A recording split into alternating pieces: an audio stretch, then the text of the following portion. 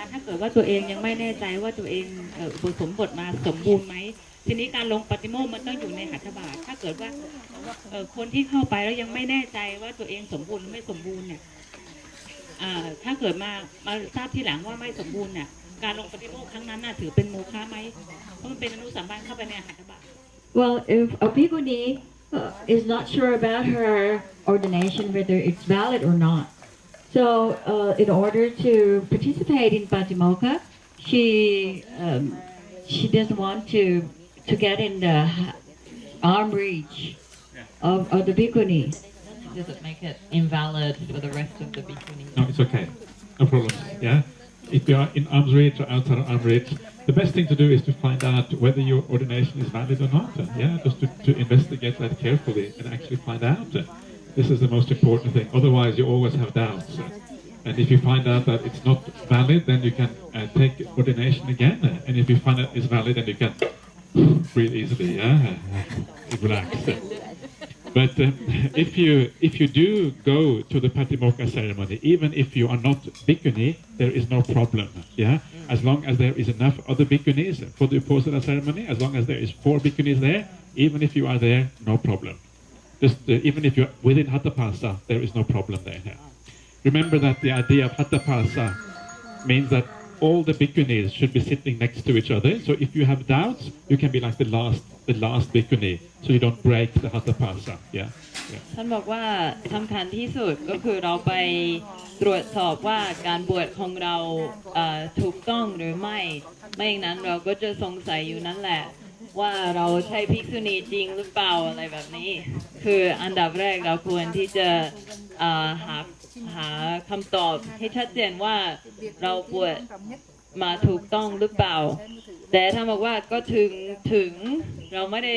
บวชอย่างสมบูรณ์ถึงเรายังไม่ใช่ภิกษุณีอย่างสมบูรณ์แบบเราเข้าไปทำลงอุโบสถพร้อมกับภิกษุณีรูปอื่นๆมันก็ไม่ได้มีปัญหาอยู่แล้วถึงเราจะเป็นฆราวาสแล้วเราเข้าไปนั่งกับพวกเขาก็ไม่ได้มีปัญหาเช่นเดียวกันแต่คือความหมายของการอยู่ในหัตถบาทก็คือว่าภิกษุณีทุกรูปจะต้องนั่งใกล้ๆกันก็คือภายในหัตถบาทซึ่งกันและกันเพราะฉะนั้นถ้าเราไม่แน่ใจเราอาจจะนั่งองค์หลังสุดเพื่อว่าเราจะไม่แบบแยกความนั่งรวมกันของภิกษุณีรูปอื่นๆ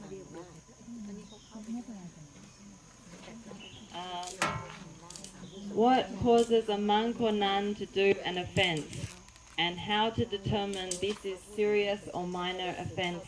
or even this is not an offence? What causes a nun to commit an offence? Oh, kilesa, yeah, kile. That's not the question, presumably. Presumably means something else. Yeah. That could be the question. Yeah, not always kilesa. Sometimes the offense is panyati vajra. If it's panyati vajra, not coming from kilesa, in that case, it is just a rule laid down by the Buddha because this is how the Sangha is supposed to function. You know, there's one rule, the rule about not eating in the afternoon. Yeah, that rule was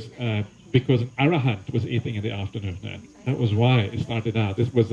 Balatta Sisa was his name, was Venerable Ananda's Upajaya.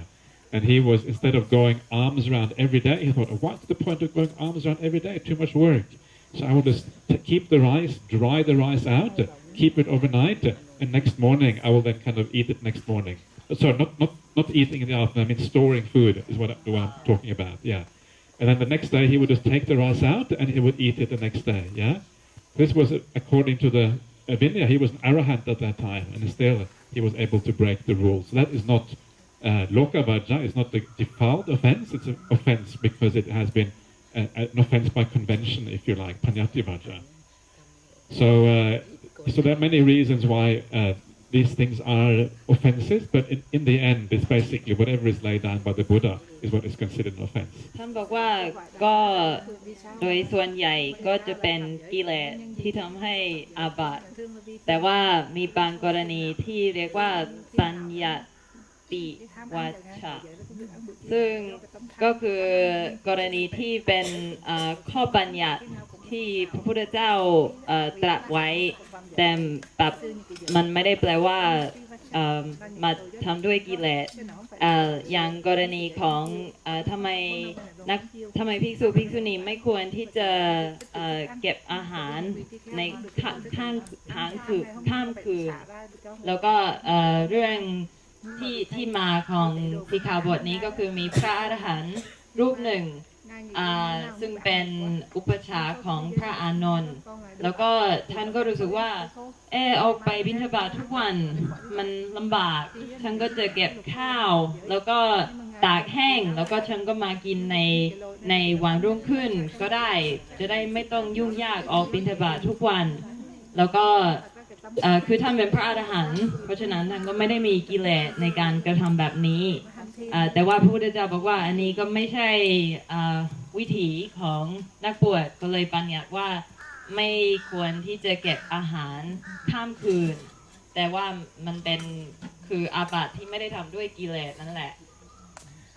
One of the things to remember about the patimokkha offences and the offences of the Vinaya is that an offence is different from kamma. Kamma is one thing, offence is something else. And sometimes it is possible to make bad kamma without committing an offence. Yeah, there are things you can do which are not laid down as rule in the patimokkha, but still are bad things to do. So if you want to live the monastic life really well, you have to actually know inside of yourself, what is my motivation? Why am I doing something?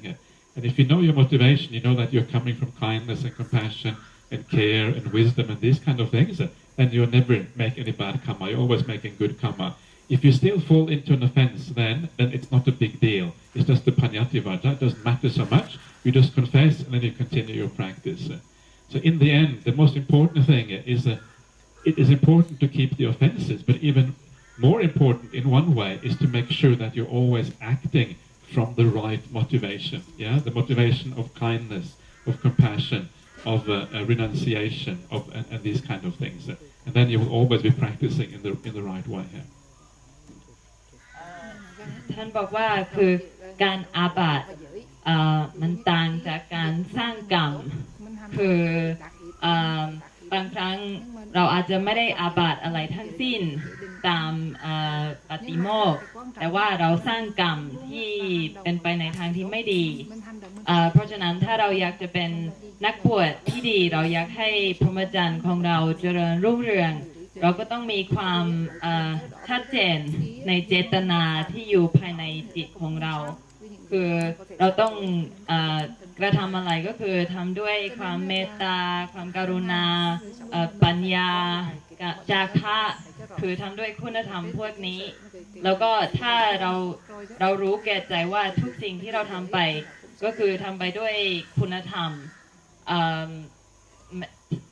ถึงเราจะอาบัติในบางข้อมันก็ไม่ใช่เรื่องใหญ่มันเป็นเรื่องที่เราสามารถที่จะปลงอาบัติแล้วมันไม่ได้ทำให้จิตของเรากระเพื่อมใช่ไม่ได้ทำให้จิตของเราหวั่นไหว And you also asked about the difference between the heavy offense and the light offenses, yeah? And the heavy offenses, the garuk apati. Garuk apati is parajika and sanghadisesa offenses, and everything else is lahuk apati, which is the light offenses. ก็ปาราชิกและสังฆทิเศษก็ถือว่าเป็นการุ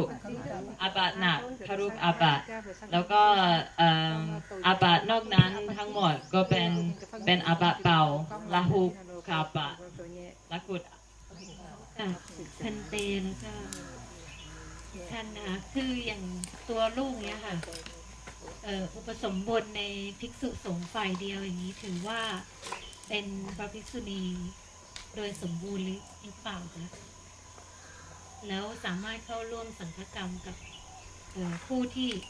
อุปสมบทในสงฆ์สองฝ่ายหรือไม่คะ I think we've talked about this yesterday, but just want to be 100% clear. So she says that for herself, she's been ordained just with the Sangha of bhikkhus, and so she just wants to be 100% certain that she is actually counted as a bhikkhuni, and that she can still do Sangha Karma together with bhikkhunis who've been ordained in a dual Sangha. So she just wants to be 100% certain. It's very difficult to be 100% certain about anything, yeah? Life does not give 100% certainty ever. And sometimes people argue, well, you know, how can I be 100% certain I'm a bhikkhu? Can I be 100% certain? Not really, because the problem is that it's 2,500 years since the time of the Buddha. And who knows whether every ordination has been done correctly. There's not been no parajika bhikkhus in the quorum and this kind of thing. It's impossible to know, yeah? So sometimes all you have to do is assume that it's okay. If you have been ordained only by bhikkhus, then if you look at the Vinaya, the Buddha gives a clear allowance for the bhikkhus to give ordination. Yeah, he says you can give ordination, and then afterwards, when there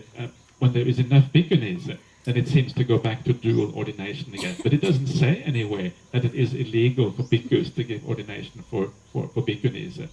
So I would, from my point of view, I would say it's probably not 100%. I can't say 100% impossible, but I can say, to me, I think it's probably allowable. But there may be people who criticize you. Yeah, if they say you've been only ordained by Bhikkhu Sangha, some people may be critical about that. How long have you been ordained for? Two reigns. Two reigns. Yeah. So if I were you, I would discuss with the senior bhikkhunis here, discuss with Venerable Dhammananda, maybe with Venerable youre, who they have lots of experience, and to see what is a reasonable thing to do in this kind of situation. If you've only been a bhikkhuni for 2 years, you can always take the big upasampada again, yeah, one more time if you want to. So discuss it, because now you're still young bhikkhuni. It is quite easy to redo. If you wait longer, much more difficult later on. So have a discussion what you feel is appropriate. It's not for me to say, you know, what is right or wrong in this kind of situation. It is you have to kind of discuss it with the other bhikkhunis. อันนี้ท่านตอบว่า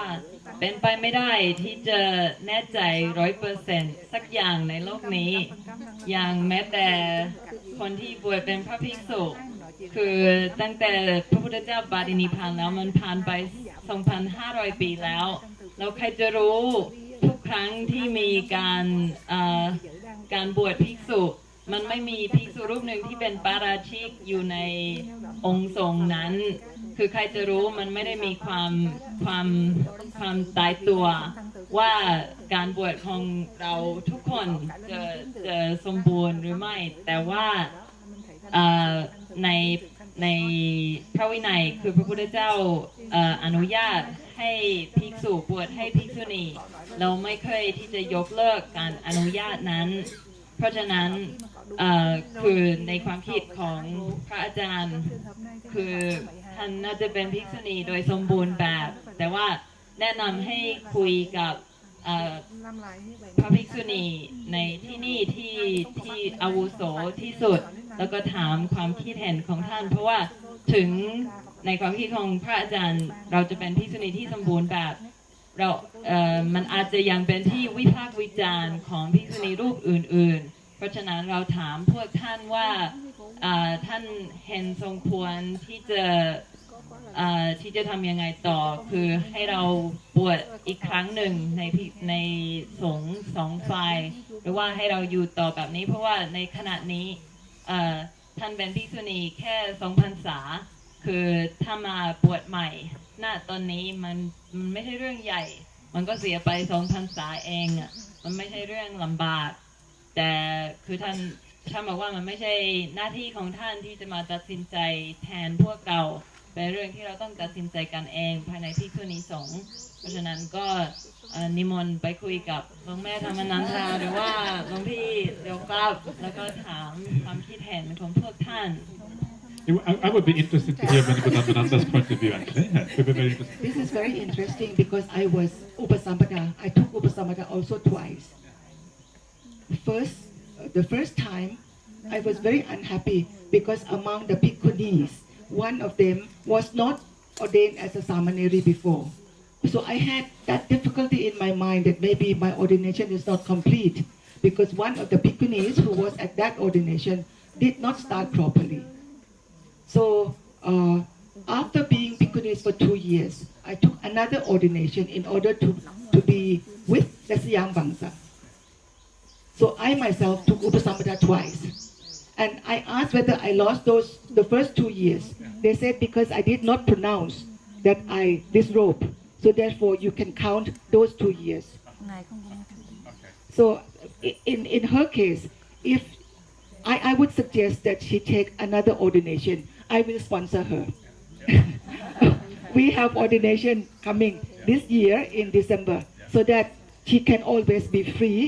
And when you speak, when people ask you, how were you ordained? You don't have to fumble to find the right word to go about telling people, You can always feel certain and say very clearly that you are ordained both from Bhikkhuni and Bhikkhu Sangha. This conscience, it bothers to clear the conscience is very important. And pay for 2 years to clear your conscience. So you would say that even if she takes the ordination again when Buddhamananda, you would say she can still count her 2 years as bhikkhuni that she has already, and she just takes another one on top. Yes. And she keeps on counting. If she if she does not pronounce it, she would like to take to disrobe. Yeah. In that case, it's very easy. Yeah, very easy decision. Yeah, I think. Yeah. เล่าให้ฟังถึงหลวงแม่เองนะคะหลวงแม่ได้อุปสมบท2 ครั้งเหมือนกันเพราะครั้งที่1เนี่ยนะคะภิกษุณีที่มานั่งบวชให้หลวงแม่เนี่ยท่านไม่ได้เป็นสามเณรีมาก่อนแล้วหลวงแม่ก็มีความไม่สบายใจว่าภิกษุณีสงฆ์ที่บวชให้หลวงแม่น่ะอาจจะไม่สมบูรณ์แล้วถ้าหลวงแม่ไปพูดต่อไปเนี่ยก็จะมีความรู้สึกว่าตรงนั้นเราพูดไม่ได้นะมันเป็นความรู้สึกไม่สบายใจของตัวเองเนี่ยหลวงแม่ยอมที่จะบวชอีกครั้งหนึ่งหลังจาก2 ปีผ่านไปถ้าเขาบอกว่าหลวงแม่นับไม่ได้2 ปีนี้ก็ไม่เป็นไรแต่ถ้าเมื่อถามพระท่านก็บอกว่ารับได้เพราะหลวงแม่ไม่ได้พูดว่าขอลาสิกขาบทนะคะตอนนี้หลังจากที่หลวงแม่ได้รับการแต่งตั้งเป็นปวัตตินีเนี่ยเมื่อ12 ปีนะคะ12 ปีเนี่ยหลวงแม่ยังไม่ให้อุปสมบทเพราะ just in case ว่าทุกคนถ้า2 ปีนั้นไม่นับนะคะหลวงแม่ก็ยังครบ12 ปีหลังจากที่ครบ14 ปีแล้วถึงได้ให้การอุปสมบทเป็นครั้งแรกค่ะชัดเจนนะบวชซะบวชใหม่ซะนะคะแล้วลูกจะสบายใจ it's really worth the payment of these 2 years and then you're clear So one thing, so this would be the case like there are some people ordained in Mahayana and they want to change to Theravada, they reordain and if they can continue their Vậy nếu mà trường hợp bên Mahayana I think so, yes. Yeah. Because you don't ordain in Mahayana. What you ordain in Dhamma-guptaka or Buddha-sarvastivada, yeah, or Theravada, that's what you ordain in. Mahayana is just the way you practice, the way you think about things. So I think it's because you are, if the upasampada is done in the right way, in the correct way, you can just say, you just change your lineage. It's like being, you just say, now I'm going to practice as a Theravada, it's no problem, I think. Yeah. It's perfectly okay. Yeah. As long as you have to change, you have to change the rules you keep. Yeah, you have to change from Dhamma-guptaka to Theravada rules. Become samana Samvasa. คำถามคือถ้าภิกษุณีบวชในมหายานแล้วก็ในภายหลังก็อยากจะเป็นเทรวาสได้ไหมเราท่านบอกว่าก็คือจริงๆมันไม่มีคำว่าบวชในมหายานคือที่เราเรียกว่าบวชในมหายานนั้นก็คือบวชในนิกายธรรมคุปตะเราถ้าสมมติว่าผ่านไปสักระยะหนึ่งก็อยากจะมาปฏิบัติในเทรวาสเราเปลี่ยนชุดเป็นเทรวาสก็ไม่น่าจะมีปัญหาแต่ว่าเราก็ต้องแบบทำตามปาติโมกข์ของเทรวาสคือไม่ใช่ทำตามปาติโมกข์ของธรรมคุปตะแล้วคือเราเปลี่ยนสังวาสเราก็จะเป็นสมณสังวาสเป็นสังวาสเดียวกันกับภิกษุณีเทรวาส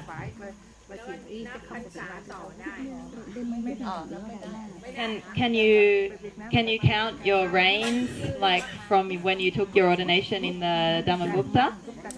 Sure you can. Yeah. Why not? Yeah. เรานับพรรษาตั้งแต่บวชในนิกายธรรมคุปตะไม่ได้นับตั้งแต่เปลี่ยนเป็นเทรวาสค่ะ It's just like being Nana Samvasa. You belong to different sects. It's a bit like being Nana Samvasa. And then you say, okay, I'm changing over, then it becomes Samana Sangvasa again. Yeah. So it doesn't matter. As far as number of reigns is concerned, it's okay. Yeah. ก็คือในเรื่องของพรรษามันก็ไม่เกี่ยวกันค่ะ Sorry, whenever I don't accept.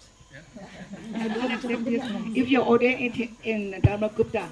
if you are ordained in Dharmakupta, the Patimok is different. My mother was ordained in Dharmakupta, that's why I know. It's a 348 precepts. And if you are ordained for 5 years and you want to switch over to Theravada takes 311. You have to start counting from the day that you become Theravada. Then you start counting your vasa. That's my understanding. The way I think there's probably legitimate different views on this one, but I think the point to me is just that if you are Dharmaguptaka or you are Theravada, you both come from the Buddha originally. It's just that it has kind of spread in different directions. So we're all sons and daughters of the Buddha in a sense. It's just that over time history has made changes to the different lineages in different ways. So in a sense we have become Nana Samvasa. And according to the Vinaya, if you want to go from Nana Samvasa to Samana Samvasa, all you have to do is declare yourself to be Samana Samvasa, and you are set back to the same lineage again. So I would say that if they have been ordained in the right way in Dharmaguptaka, because it is the lineage that comes from the Buddha exactly the same way as Theravada, it is valid as a lineage. You declare yourself to be Samana Samvasa, you are together with the Theravadins again. That's how I would view that matter here. Yeah. อันนี้ก็คือหลวงแม่บอกว่าหลวงแม่ไม่เห็นด้วยกับหลวงพ่อในจุดนี้ก็คือหลวงแม่คิดว่าถ้าสมมติว่าภิกษุณีบวชในธรรมคุปตะแล้วก็อยากจะเปลี่ยนมาเป็นเทรวาสก็ต้องนับพรรษาใหม่ตั้งแต่มาอยู่ในเทรวาสแล้วเพราะว่าทางปาติโมกข์ของธรรมคุปตะก็จะมี348ข้อแต่ของปาติโมกข์ของเทรวาสก็มีแค่311ข้อซึ่งมันเป็นปาติโมกข์ที่ต่างกันเพราะฉะนั้นในความคิดเห็นของหลวงแม่คือจะต้องมาบวชใหม่แล้วก็นับใหม่จากช่วงที่มาอยู่ในเทรวาสแล้วก็หลวงพ่อท่านก็ตอบว่าคือสายของธรรมคุปตะก็ตามสายของเทรวาสก็ตามก็คือทั้งหมดมาจากพระพุทธเจ้าก็คือเป็นสายที่สืบทอดกันมาในสถานที่ที่ต่างกันแล้วก็คือมันอาจจะสามารถที่จะคิดว่าเป็นนานาสังวาสก็คือเป็นสังวาสที่ต่างกันแต่ว่าในพระวินัยก็จะบอกว่าคนที่เป็นภิกษุหรือภิกษุณีที่เป็นนานาสังวาสถ้าอยากจะเปลี่ยนสังวาสเป็นสมานสังวาสหรือสังวาสเดียวกันก็สามารถที่จะทำได้ทันทีโดยที่ไม่ต้องมีการบวชใหม่ไม่ต้องมีการยัตติใหม่ไม่ต้องทำอะไรใหม่ก็คือแค่บอกว่าตอนนี้ฉันเปลี่ยนเป็นสังวาสนี้แล้วก็นับได้เลยเพราะฉะนั้นในความคิดเห็นของท่านคือในเมื่อสายธรรมคุปจะบวชมาโดยถูกต้องแล้วก็ไม่น่าจะที่จะต้องบวชใหม่เพื่อที่จะเข้ามาอยู่ในเทรวาสค่ะ Well, I think in this case, if she doesn't denounce her ordination, I think that she's still a bhikkhuni, so she should count her vasa. But I think that if that Theravada nunnery or that place is really strict, and that place requires that Dhamagupta bhikkhuni to actually denounce her ordination before moving to Theravada, and she does it. Therefore, she cannot count her vasa anymore. That's my opinion. คิดว่าในกรณีแบบนี้เนี่ยเนื่องจากว่าไม่ได้ประกาศว่าจะลาสิกขาจากความเป็นภิกษุณีดังนั้นเนี่ยก็เลยคิดว่าการนับพรรษาก็ยังน่าจะต้องนับพรรษาได้อยู่ยกเว้นนะถ้าเกิดว่าในเถรวาทวัดนั้นที่จะรับเข้ามาเป็นภิกษุณีเถรวาทเนี่ยเคร่งมากขนาดที่บอกว่าถ้าจะมาเป็นเถรวาทเนี่ยจะต้องศึกซะก่อนแล้วค่อยเข้ามาเป็นเถรวาทได้แล้วถ้าภิกษุณีธรรมคุปนั่นน่ะศึกนะแล้วก็ค่อยมาเปลี่ยนเป็นเถรวาทเนี่ยอันนั้นคิดว่าก็จะนับพรรษาไม่ได้ Well, and one thing just to add is like, so the Dhammagupta Vinaya has 348 precepts, whereas the Theravada one has 311. But when Theravada bhikkhunis go to Taiwan or to China, we're never asked to take a new ordination, even though we have less precepts than them. You know, they could very easily say, hey, you only have 311 precepts, we've got 348. We're so much better than you. You have to take a reordination in order to live with us. But they don't do that. they're quite happy for us to go and live together with them, and we line up in order of our reigns depending on the day that we took our ordination. And so I think if they can have such a spirit of openness, then why can't we? Sorry, Madam, do you want to? I think the reason that Venerable Vichani give, I think I can accept that because this person is ordained in Dharmakutta, the ordination lineage has not been broken, even though the Padimok may be different. One time I discussed with Sri Lankan monk, he's an abbot and also Mahanayaka. I said that why can't you take the lineage of the bhikkhunis from Dharmakutta, because Dharmakutta has 348, many more than the 311 in Theravada. He said simply because of that they cannot accept. หลวงแม่ยอมรับได้กับความเห็นของหลวงพี่วิชนีนะคะว่าเป็นการบวชมาด้วยกันเลื่อนเก้าอี้ให้หลวงพ่อหน่อยหลวงพ่อร้อนแล้วแต่ว่าพระศรีลังกาเนี่ยจะไม่ยอมรับพระศรีลังกาจะบอกว่าก็นั่นน่ะสิก็เขารับ348แล้วของเรามีแค่311เพราะเหตุนั้นน่ะที่ไม่รับแต่ว่าเหตุผลที่หลวงพี่วิชนีให้เมื่อกี้แต่หลวงแม่ยอมรับได้ Yes, I also think that in the case of the difference between the Dharmakutta and the Theravada, the main precepts are the same. The Parajikas are almost exactly the same. The Sangha Desesas are almost exactly the same. So as long as you don't break those precepts, even though you break some of the other ones, it doesn't matter so much. So in that case, you can move back and forth quite easily, I think. Yes. Yeah. ในนิกายธรรมคุปตะแล้วก็นิกายเทรวาสก็คืออาบัติหลักก็จะคล้ายๆกันก็คือปาราชิกกับสังฆทิเศษก็คล้ายๆกันเพราะฉะนั้นก็คือมันก็ต่างกันแค่เรื่องปลีกย่อยเท่านั้นเหลือเวลา10 นาทีค่ะ So I want to say about the situation in Vietnam. In Vietnam, we have 3 sects together: Mahayana, Theravada, and Mendicant. So for the bhikkhus, Can you explain what mendicant means? Mendicant is a mixture of Mahayana and Theravada only in Vietnam. They wear a yellow robe, they keep a vegetarian diet, and they go for Bindabat. And they also follow some from Mahayana, some from Theravada in their study and practice. So they is another Nikaya. Yeah. So we have 3 sets in Vietnam. But when Mahayana monk would like to join the Theravada, they have to start from beginning, from Samanera and then Bhikkhu again. And now our Bhikkhuni Sangha is new. So we have 2 cases. They are one is Bhikkhuni in Mendicant set for 20 years. But first she came to a Theravada temple and she changed to Meshi. And then it is Santamana. And then she start again at the Samaneri. And then after 2 years, Bhikkhuni again. And another case just this year, she was a Mahayana Bhikkhuni for 6 years. And also she has to start again, not a Meshi, but the Samaneri, because in Vietnam, we don't have, until now, we can't have the Bhikkhuni ordination in Vietnam. We have to wait until we have international Bhikkhuni Upasampada. So we have these 2 cases that they start again as a Samaneri. And in this case, when you say that the Bhikkhunis from other lineage just change and they don't need to count again, I think that we also have some kind of problem within our Sangha. For example, a Bhikkhuni of 30 or 40 Vassa in Mahayana. So they just announce that now I will be Theravada Bhikkhuni, but she doesn't have any knowledge in the Pali text or knowledge in the meditation or everything about Theravada tradition. But she will become the most senior. And then it will be a problem for our Sangha. So what to do in this case?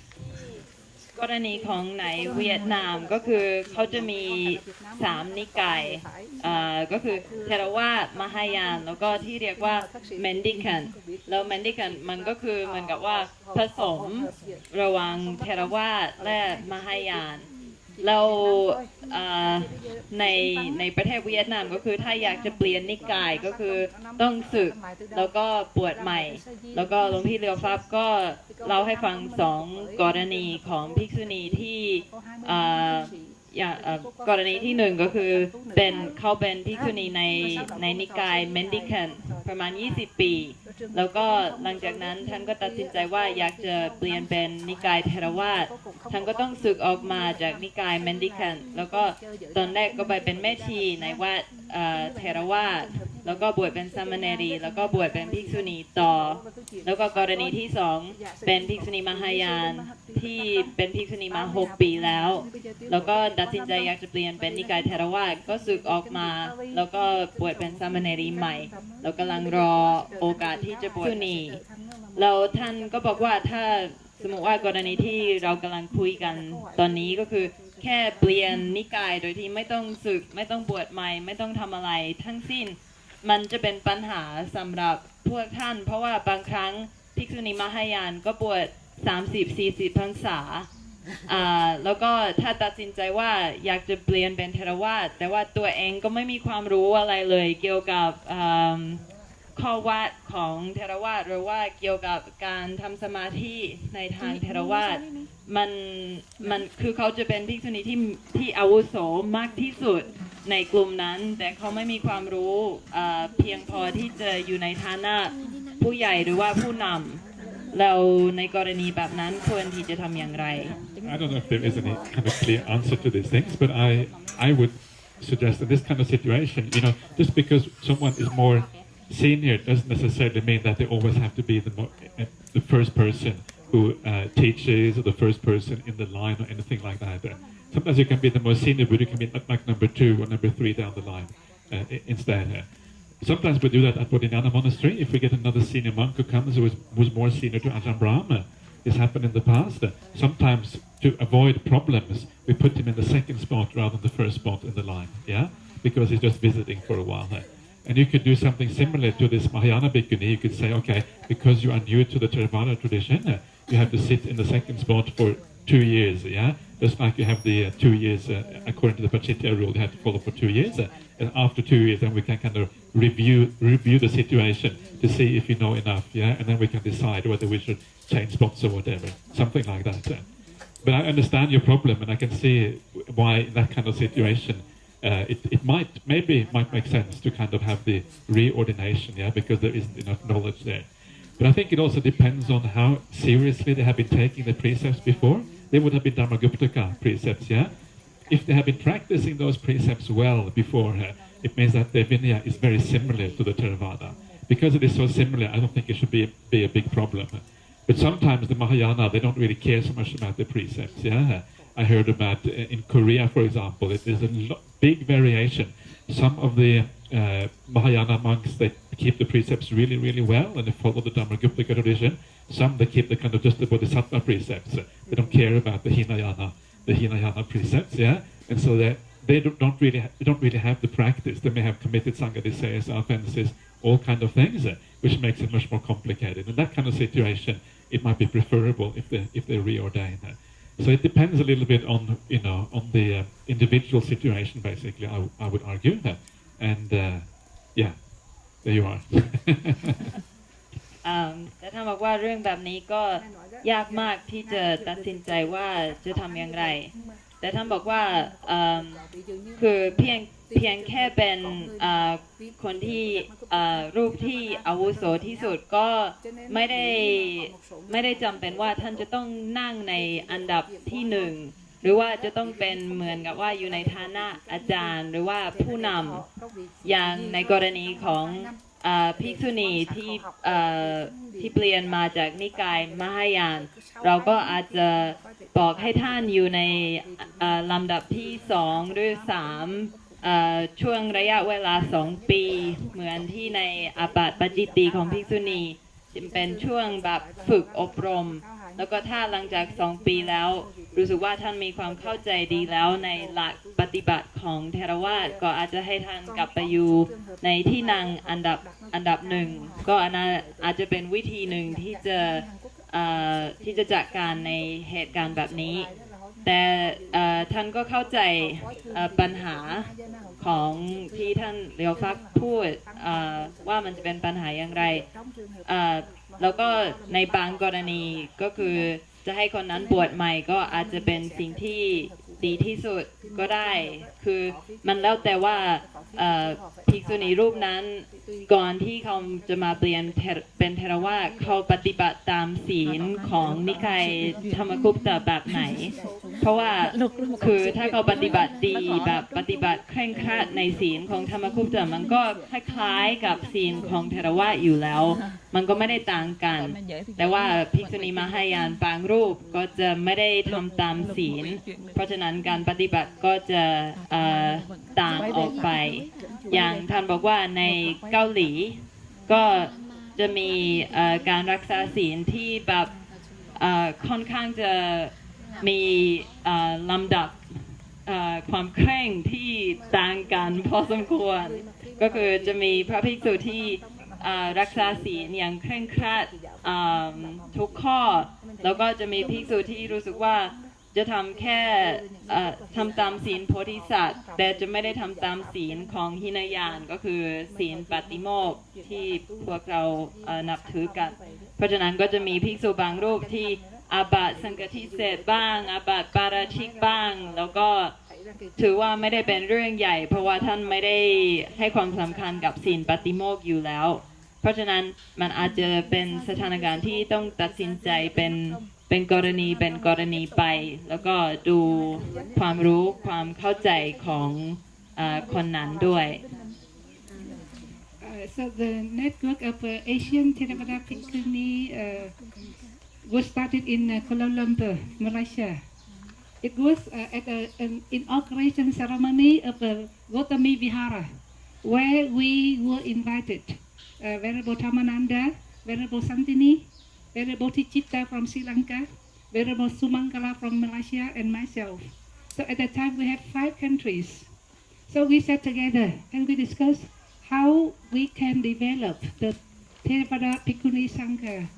very well and in the united way. So we thought of we should forming a network so that we can cooperate now and then in doing something. So at that place we make an how to say it, agreement that we will meet now and then and do something. And it is only a network. It means that we inform each other. We don't need to sit together at one place, no office, just on email and telephone. With the 5 countries as starting point, we did the first time is the international Theravada Bhikkhuni ordination in Vesali, and also the rain retreat, the Vassa training, Vinaya training for 3 months. At that time, Venerable Pulisilivara from here also came and she taught Vinaya to the Thai group. And I can see that Anula, Sutamika, who else? I think here only 2. So they join us for the ordination and for the training. And Venerable Upekha is responsible for the Indian Sangha, and she is doing PhD in Sri Lanka. She has good knowledge in Pali and Vinaya, and she taught the Indian Bhikkhunis and Samaneris, and I myself taught the Vietnamese group. So altogether we had 40 Bhikkhunis and Samaneris staying together in Vesali for 3 months. And at the end of the Vassa, we also organized a Katina. And we invited the Bhikkhu, Bante Satyapal, was the professor, head of department of the Buddhist studies of Delhi University, my teacher. He came and taught us for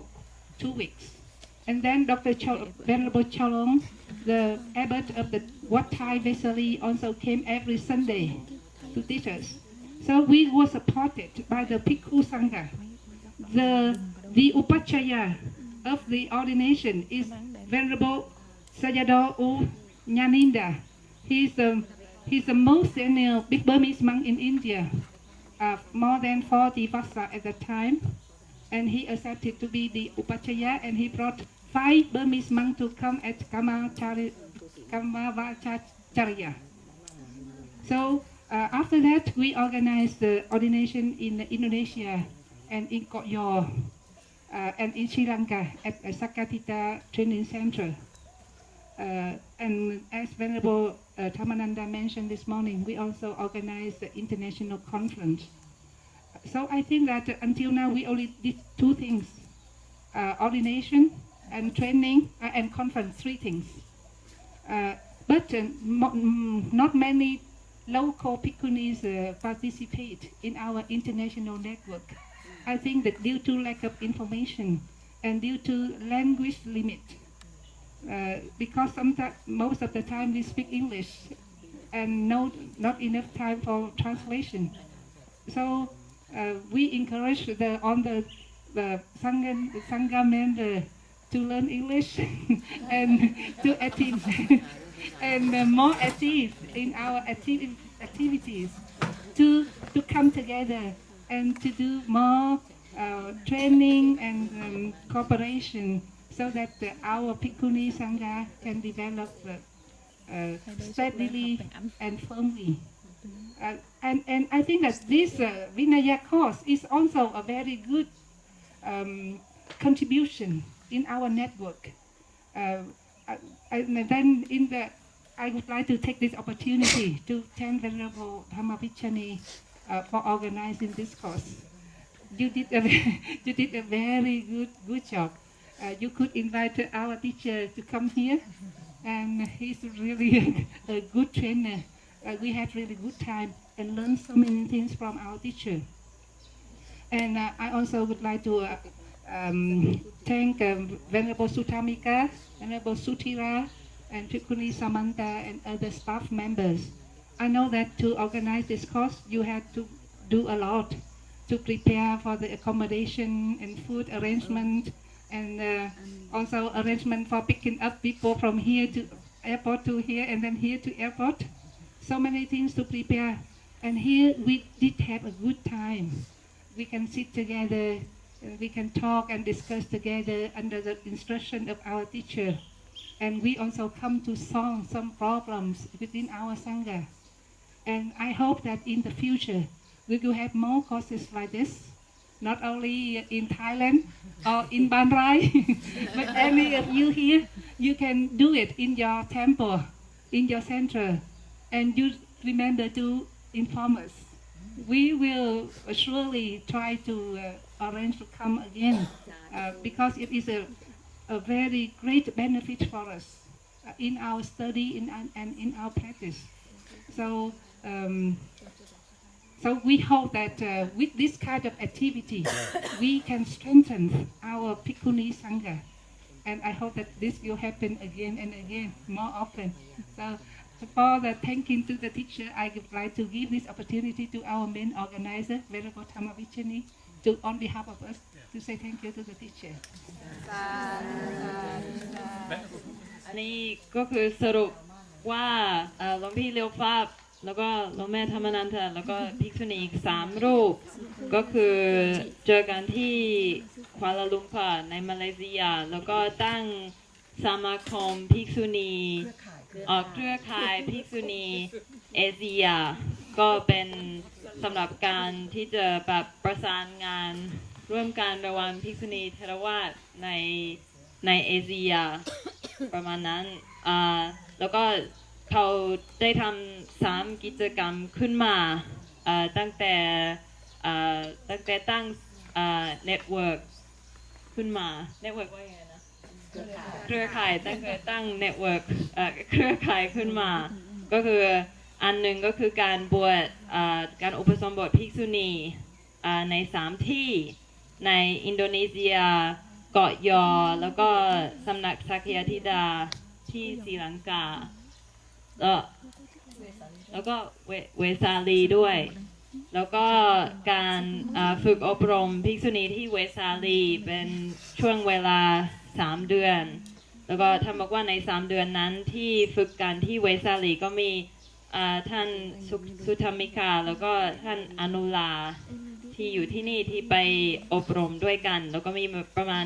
ภิกษุณีและสามเณรี40 รูปที่อบรมด้วยกันแล้วก็เป็นแบบ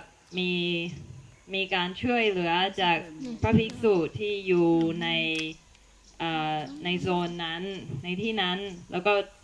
อุปชาสำหรับการบวชในครั้งนั้นก็คือ ไซยโดอูญานินดาซึ่งเป็นพระภิกษุชาวพม่าที่อยู่ในพุทธคยาแล้วก็บวชมา40 กว่าพรรษาแล้ว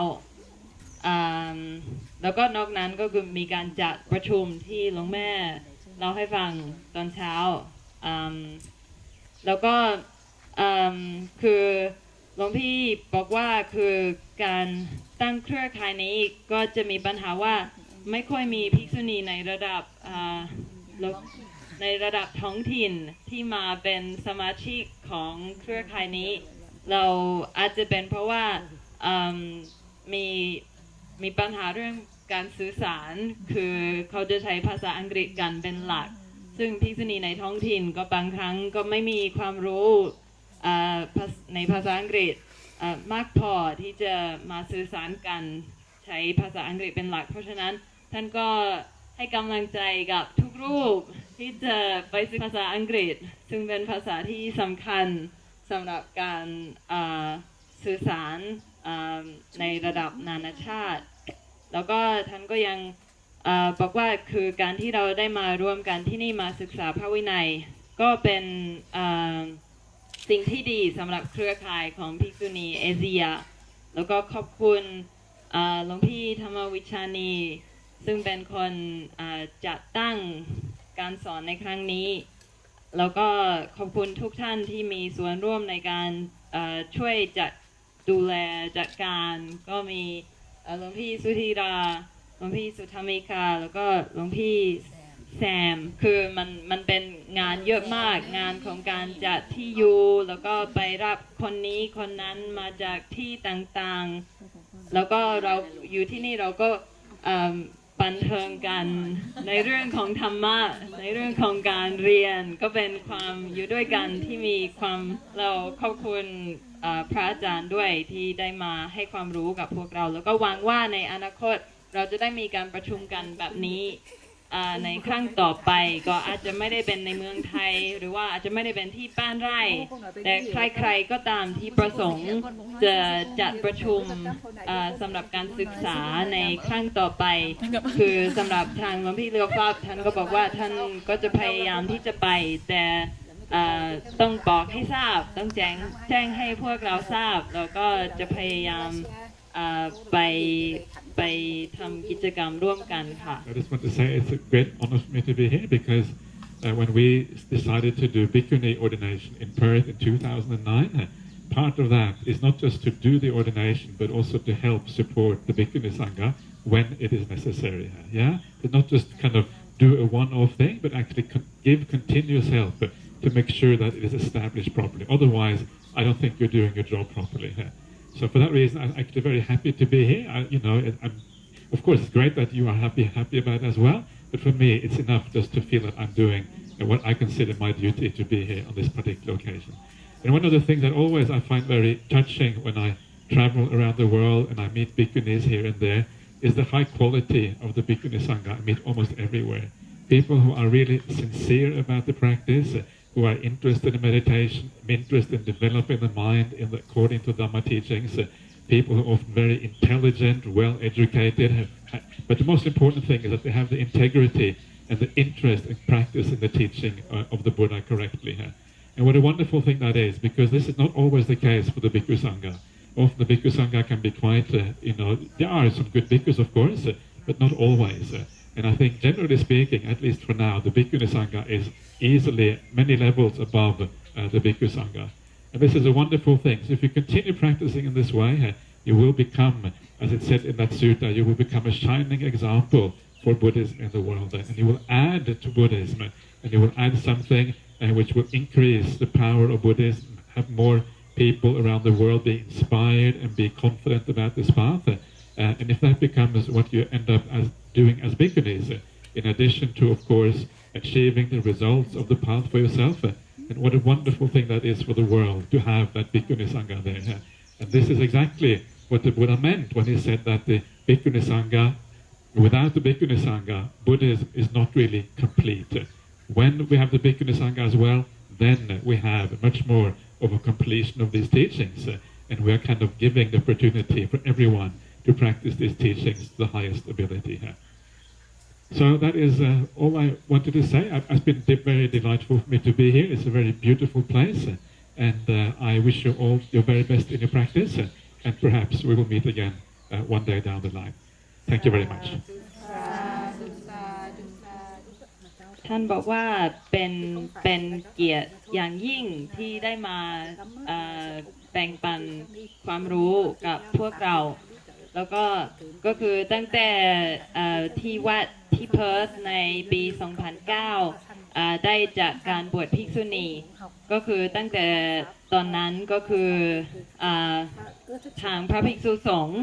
ที่อยู่ด้วยกับอาจารย์พรหมก็รู้สึกว่าเป็นหน้าที่ของพวกท่านที่จะดูแลภิกษุณีสงฆ์ในการต่อไปด้วยคือไม่ใช่ว่าแค่บวชให้แล้วก็ทิ้งแต่ว่าเป็นอะไรที่ต้องช่วยกันประคองแล้วก็ช่วยกันหาทางที่จะทำให้มันดีขึ้นในการต่อไปคือท่านรู้สึกว่ามันเป็นหน้าที่ที่จะให้การสนับสนุนกับภิกษุณีสงฆ์ในระยะเวลายาวแล้วก็ท่านบอกว่ามีสิ่งหนึ่งที่แบบประทับใจในเมื่อท่านเดินทางทั่วโลกแล้วก็เจอกับภิกษุณีในสถานที่ต่างๆก็คือท่านก็จะรู้สึกว่าภิกษุณีที่ท่านเจอมีคุณภาพในความเป็นนักบวชค่อนข้างสูงคือจะเจอภิกษุณีที่แบบจริงใจแล้วก็มีความสนใจอย่างแท้จริงในพระพุทธศาสนาในการปฏิบัติในการทำสมาธิในการเข้าถึงจิตของตัวเองซึ่งท่านบอกว่าในกรณีของพระภิกษุบางครั้งมันก็ไม่ได้เป็นแบบนี้แล้วก็คือภิกษุณีสงฆ์ในทุกที่ทุกแห่งก็จะมีแบบเหมือนกับว่าคือจะมีความจริงใจมากพอสมควรเราท่านบอกว่าถ้าเราปฏิบัติกันแบบนี้ต่อไปเราก็จะเป็นตัวอย่างที่สว่างสำหรับพระพุทธศาสนาแล้วก็มันจะเป็นให้แรงบันดาลใจกับคนทั่วโลกก็เลยนอกจากความที่เราได้ผลแห่งการปฏิบัติสำหรับเราเองเราก็ยังเป็นการช่วยให้คนอื่นได้เกิดศรัทธาในทางเดินของพุทธศาสนาแล้วก็อันนี้ก็คือท่านรู้สึกว่าอันนี้น่าจะเป็นเหตุผลที่พระพุทธเจ้าบอกว่าถ้าไม่มีภิกษุณีพระศาสนาก็จะไม่สมบูรณ์เพราะว่าพวกเราก็คือเป็นส่วนหนึ่งของพระศาสนามีหน้าที่ที่จะต้องทำสำหรับพุทธศาสนาแล้วท่านบอกว่าท่านยินดีที่ได้มาอยู่ที่นี่กับพวกเราแล้วก็หวังว่าพวกเราก็จะเจริญในธรรมยิ่งขึ้นไปแล้วก็ถ้ามีเหตุปัจจัยก็อาจจะได้เจอกันใหม่ในอนาคต